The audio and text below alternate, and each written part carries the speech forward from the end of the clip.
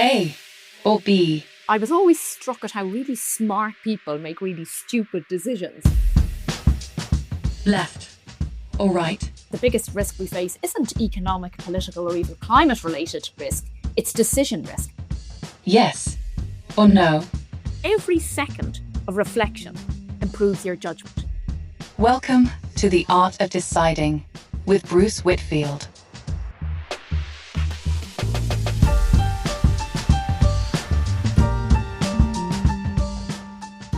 Hello and welcome to The Art of Deciding. It's a podcast dedicated to decision making and how to do it as effectively as possible. We talk to all kinds of people about the choices they make, from award-winning West End producer Colin Ingram on how he tries to work out what's going to be the next big hit, to entrepreneur Sharmadean Reid on how tech could continue to revolutionise the beauty business, and Sarah Collins on her part in deciding who should win the Booker Prize in 2024.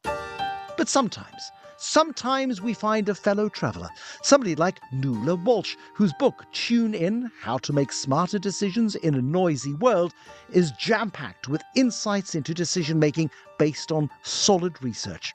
Nuala spent 30 years in the corporate world, working for top companies like BlackRock and Merrill Lynch.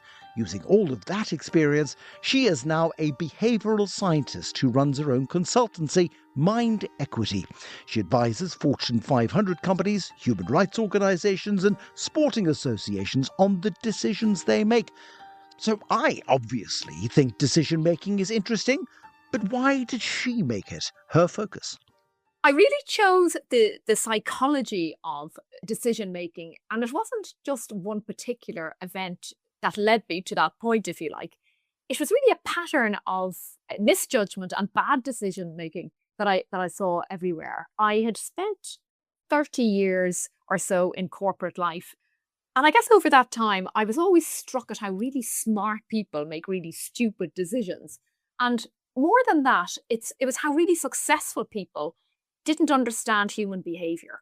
And I got to the point where I had left corporate life and I went back to school, as it were, about 5 or 6 years ago, and I did a master's at the London School of Economics, and it was in behavioural science. And what I was able to do was overlay all that I had seen in business, in government, in the media, and I was able to apply a really strong understanding of why people did what they did and why people didn't do what they should have done, and why people tuned out when they should have tuned in. So, in the book, I argue very much that the biggest risk we face isn't economic, political, or even climate-related risk. It's decision risk. And very few people give that the due weighting. People prefer to think about what's logical rather than what's psychological. And at the heart of this decision risk is, of course, a failure to hear what actually matters, which is what I call a deaf spot, whereas most people would talk about a blind spot. You and I both spoke at an event which was all about human behaviour when it comes to investing in London. And I put up a slide quoting Noah Yuval Harari, and he said, true power means knowing what to ignore. You're saying true power means knowing what to pay attention to. Are they the opposite sides of the same coin, or are they the same side of the same coin? They're the same side of the same coin. Knowing what to ignore is the same as knowing who to tune into. The problem is that we listen to the first voice, or the strongest voice, or the most popular voice, or the most senior voice. And we don't listen to the other voices, the unpopular voice, or the maverick, or the dissenter, or the moaner in many cases. The book focuses on reinterpretation. And to do that, you need to know what to ignore. You need to strategically listen, strategically analyze what people are saying, rather than just taking things at face value, which is a skill. And you don't always get it right. But the problem is these days, people are so overloaded, so bombarded, so overwhelmed. It's really difficult to do that. Key to Nuala's book is the idea that when we're making decisions, we're all deeply influenced by a huge range of biases. In fact, she's identified 200 of them. She's distilled these down to just 10 into something called the perimeters framework. I chose the word deliberately because it reflects the human tendency to think in a bounded manner. It's a framework for identifying misjudgment traps. So each trap has 6 or 7 different biases, and each of these is a source of misinformation, no matter what the decision is. So just to run through them very quickly, they stand for power, which is how you elevate different voices of idols or CEOs. Ego, which is probably self-explanatory. Identity-based risks, which is your craving to impress in groups. Memory, which is your ability or inability to accurately recall data, conversations, or events. The ethics-based traps is, of course, your capacity to resist temptation and do the right thing. The time-based traps refers to the tendency to overweight either the past, the present, or the future and be too short-term in your decision-making. The emotion-based traps relates to your aptitude to stay calm and regulate impulse, excess, or instinct. Relationships relates to the crowd, in fact, and it's the predisposition that you have to delegate your decisions or follow the crowd. And the last one, story, sort of encapsulates all of them.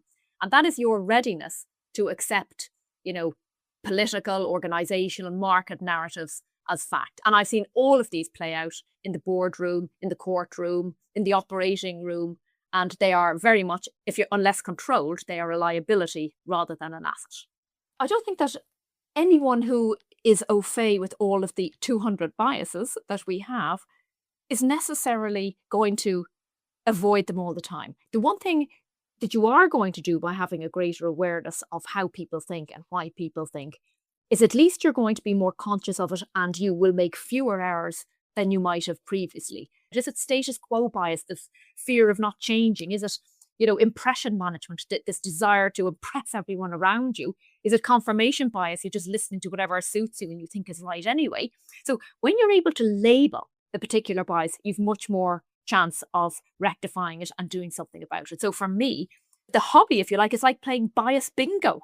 I'm able to pinpoint what are the 4 or 5 contributing biases to this particular event. So I could analyse, for example, the British Post Office crisis, or scandal rather, or I could analyse Theranos, or I could analyse something that happened at WeWork or Jonestown or Elvis Presley, and pick out what are the biases of ordinary people and or really successful people in the particular scenario. The first step on this journey, if you like, though, is self-awareness. And the vast majority of people with whom you've dealt in a 30-year career in corporate, in asset management in particular, where there is a lack of self-awareness. It is this, well, I've done this for 20 years. I've done this for 30 years. I understand financial markets. I understand how markets behave in times of crisis. Therefore, I will invest in a particular way. And then suddenly, the world changes, or there is a small anomaly, and suddenly your thinking and your way of your approach is exposed. I think the problem is that the more successful you are, the more vulnerable you are to any of these decision risks. And so you can call it a bias or you can call it a decision risk. And people probably prefer the phrase decision risk because nobody likes to think that they're biased. And in fact, 96% of people believe that they're not biased. No. But the older, the richer, the more successful you are, not only as a fund manager, but in life, the more vulnerable you are to these biases, and in particular to some of the ego-based biases, power-based, identity-based biases. Let's bring it to the present then, and let's talk about the decisions that are being made by possibly the most powerful individual on earth, or certainly the person who believes himself to be the most powerful individual on earth. Who could you be talking about? And that's Donald Trump, who is making executive order after executive order after executive order in defiance of the law, in defiance of courts, simply because he's pushing a particular political agenda, which is the antithesis of the checks and balances that have been built into the American democratic system over centuries, because he doesn't like them. They get in the way of his particular idea of efficiency and how the world should work. Here's a key example in the present of somebody who is not exhibiting the finest qualities of brilliant decision-making, is a statement on my behalf. Would you concur? I would completely concur. And if we were to analyse him, of my 10 perimeters traps, I actually think he would fall victim to all 10. Now, they're in different orders and in different weightings, and I haven't chosen to do him because there's just so much material. But even if you look at the power base, I mean, in the beginning, when he was threatened with the last election, with loss, and of course he did lose, what did he do? So the first trap is power-based traps. Now, today he has power. In that day, he did not have power. So the point is, what decisions do you make when you have power, when you want to retain power, when you're desperate to get power, or you have power and you lose power? And in that situation in 2020, he had power and then he lost power because he was losing the election. So what did he do? You had the result was the January the 6th Capitol riots. So that's an example of one thing he did when he was threatened with loss of power. Today, he has the power back again. So other issues come into play there. Risk, he has no risk radar because, I think he's proven that time and time again. I mean, ego is sort of an obvious one. Yes, overconfidence. Yes, illusory superiority, etc. But I think two things. The identity traps, which are all around impression management, and the in-group that he surrounded himself with this consistency bias. I said I was going to do X and I'm going to do X. There's also the stories he's telling himself. He's going to be the hero. He's going to be the one to stop the war in Ukraine. He's going to be the ones to bring back the tourists on space. His need to be the hero. He was the hero at all of those rallies and everyone was there chanting, chanting, chanting. He tuned out anything else. His volume was so overwhelming and the noise of people who were validating him constantly. You almost can't blame him because there are so many people doing it. There is something around the illusory truth effect, which is the more often he hears, you're the greatest, which I'm sure he's hearing, he just believes it. And it's not just him, Bruce. I think it's the same for every CEO. And I've been around enough of them and so have you. One of the reasons why many people find Donald Trump very attractive is because he is perceived to be decisive, to be strong, to be pushing back against excesses that many people identify with in society, government wastage, a ballooning debt problem. The idea of a speedy decision, even if that decision is wrong, is very appealing. A speedy decision, you hear people say, is better than no decision. Is there ever a time where speed over substance is actually better? Well, if you're in an emergency situation and you're a firefighter, that's a speedy decision. It might be right, it might be wrong. The firefighters in Grenfell Tower, for example, they have to make a decision on the spot with very limited information. And it wasn't always the right decision, but they had to go with whatever they had in front of them. And we can't knock a speedy decision. But most people, if you're not in an emergency, firefighting, rescue type environment, or even a newsroom, you have the luxury of time. You can have your instinctive decision, but at the end of the day, you then have the luxury to check it. The problem is that businesses recruit fast decision makers and reward fast decision makers. There's a 10-year study with, I think it was around 17,000 executives that found that quick decisions rather than good decisions contributed mostly to their success. And the people who decided earlier, faster, and with greater conviction were found to be 12 times more likely to become a high-performing CEO. And that is some statistic in terms of you trying to get that. And you know it. We know what client do you have that says, take your time, come back to me whenever. It's like, how quickly can you get me that report? So businesses, it's their own fault in many ways because the structures and the systems and the processes encourage speedy business and political decisions. The whole premise of the book is about, firstly, understanding out of the 10 perimeters traps, where are you at risk? But that requires pausing. That requires taking that time. If you even choose to do that, Bruce, you have a mental tool at your disposal to say, I am now much more likely to avoid these decisions if I analyse what I'm going to do. I mean, there's an educator called Mary Budd Rowe, and she found that every second of reflection improves your judgment. Now, even a couple of seconds would make a difference in terms of getting something right and wrong. Will Smith at the Oscars, if he had thought for a few more seconds about going up to slap Chris Rock across the face, I'm sure that would have been a better decision. So you do need to think ahead to these second order consequences and therefore reinterpret what you hear, what might happen, and apply a combination of either decision rules or have a decision buddy, or what I've introduced, a concept in the book called decision friction. If in a high stakes situation is really good because it makes you pause a little bit more. And I offer 18 different strategies for people to choose from. So there's no excuse really for not doing it. You don't need to have a spreadsheet, with technical, deep forecasting models on it. You could just do some other behaviorally based things like, I'll give you one small example, which is Toyota's 5 whys. And as the name suggests, it's you ask yourself why 5 times. And the idea is that after each why, you go deeper and deeper and deeper. You decide the level you go down. You will have a far different answer at question 5 than you have in the first to answer 1. It gives you nuance and it gives you granularity. How, through that process, do we avoid the analysis paralysis? Because we can ask ourselves why until we've wired ourselves into indecision and inaction. How do we avoid that scenario?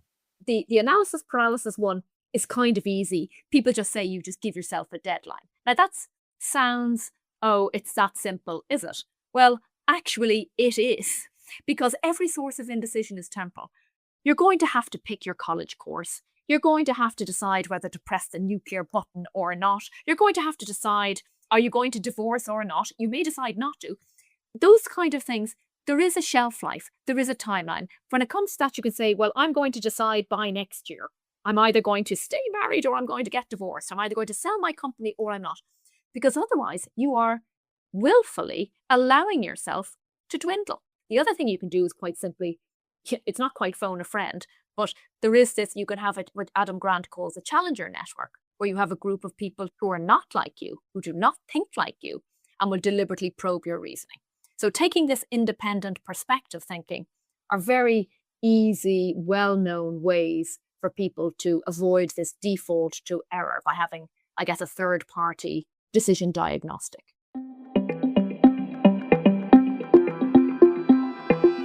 If you're enjoying this podcast, you might also enjoy The We Society. From education to the economy, the grand challenges facing our society remain as pressing as ever. Should we switch to a 4-day working week? Is education the key to social mobility? How can we unlock the productivity problem? That's why I'm recommending you give The We Society a listen. It's hosted by journalist and author Will Hutton, and each episode features expert guests sharing their big ideas for changing the way we live. Why not make The We Society your next listen? After this one, of course. Available now on Spotify, Apple, and all good podcast platforms.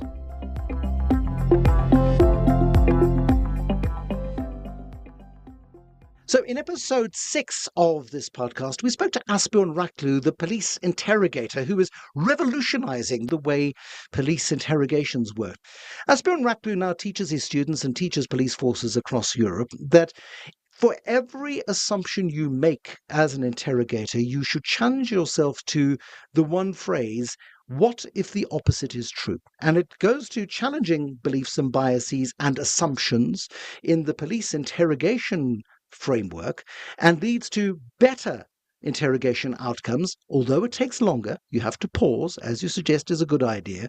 I wonder if that what if the opposite is true is useful in a boardroom as it is in an interrogation room. Oh, absolutely, Bruce. It's the same principle as the opposite of every good idea is another good idea. Bill Clinton does the same, He basically takes the opposite view and argues against himself for whatever the case happens to be. And when you do that, again, you add that nuance, you add that different perspective to a decision making. Boards do not do that, which is a pity. More boards should do that. But boards can be complacent. Boards just also want fast results, even though their responsibility is governance. So I think it's a very good way to do it. Would it help in our thinking around making complex decisions to follow the advice of Morgan Housel, whose second book, Same as Ever, suggests that we ignore what doesn't change? And in Same as Ever, he argues that in a world where things are changing so fast, or perceived to be changing so fast, if we pause for a moment and drill down and looked at what was consistent and did not change, we'd probably be far more successful in the field of decision making than tracing the new big thing. I think there's a balance there.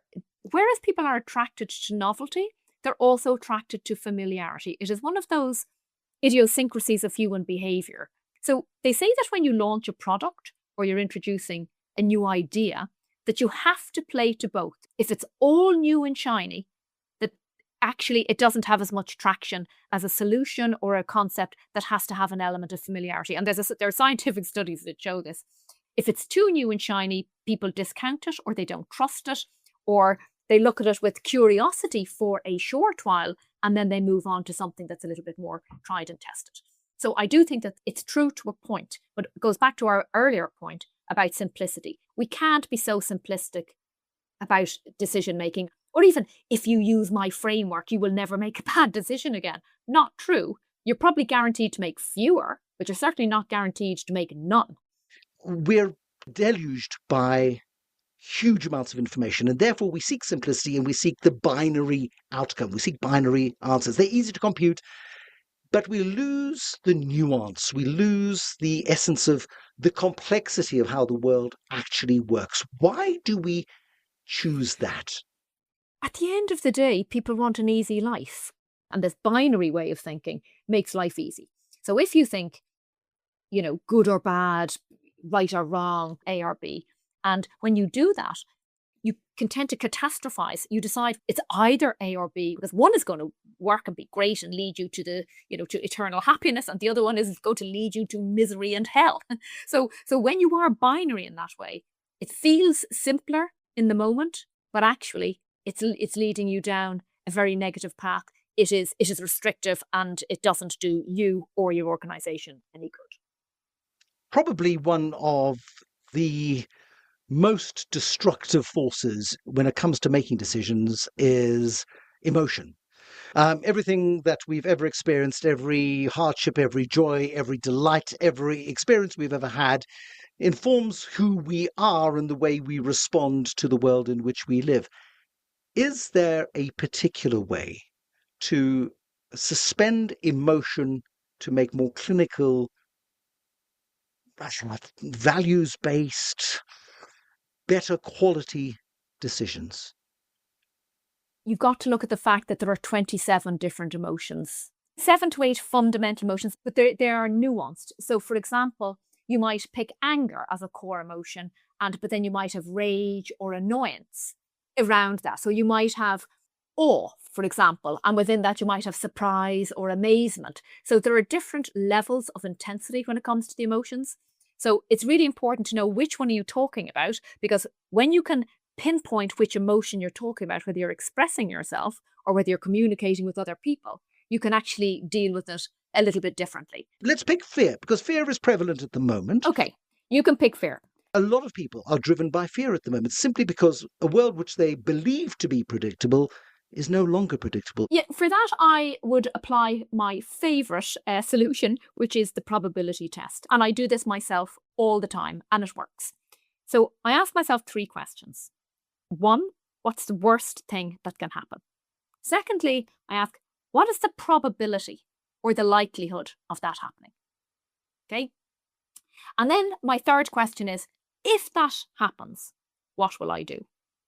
And the reason you go through those 3 questions is it takes the emotion out of it to a point, because you have catastrophized. You've gone to the worst case scenario in your head, but then your logical self is saying, well, how likely is that going to happen?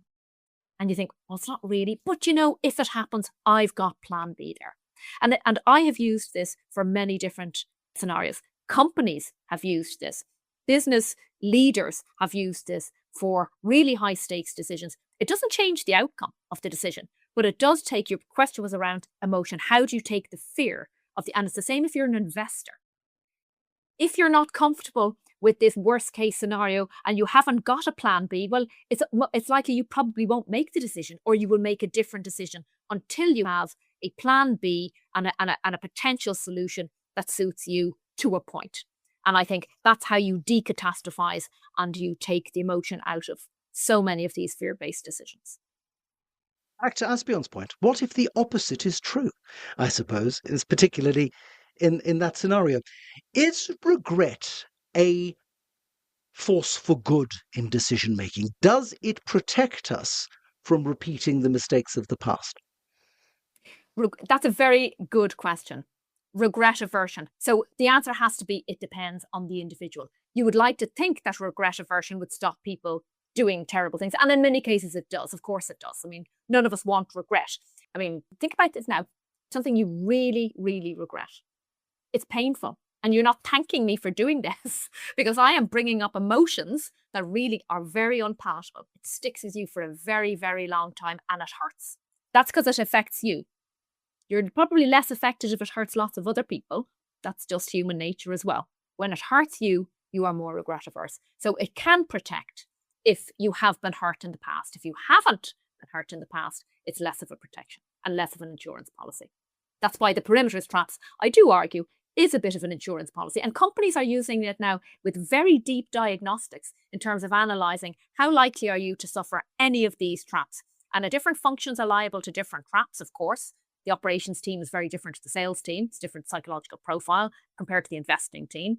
Whether you're at board level, you've got different biases that are going to catch you there compared to when you're a C-suite. So it is different for people in different organisations and at different levels of the chain. There's something in there for everyone. Out of those 200, some of them are going to get you. The question is to know which ones, where and when, and how to stop them. 200 biases. That's a lot of potential influences on our decisions. Whether we're the CEO of a multinational trying to work out how to deal with geopolitical chaos, or simply standing in a supermarket trying to choose which ready meal to buy, there are so many things that affect our choices. Be aware of as many of them as you can. Take your time. Every moment improves your chances of making a better decision. Don't catastrophize yourself into believing you're in a binary situation. Introduce decision friction to help slow things down and ask why and why again. Tune into what's important. Tune out all that other information, the noise that really doesn't matter. Nuala Walsh's Art of Deciding.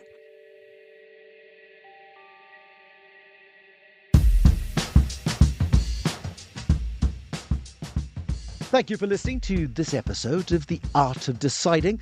You'll find us on all the major podcast platforms, so please click follow so that you don't miss an episode. If you like what you hear, please give us a rating, leave a review, and tell anyone who is looking for something nice to listen to this podcast. I'm Bruce Whitfield. You can find out more about me on brucewhitfield.com. Till the next time, bye-bye.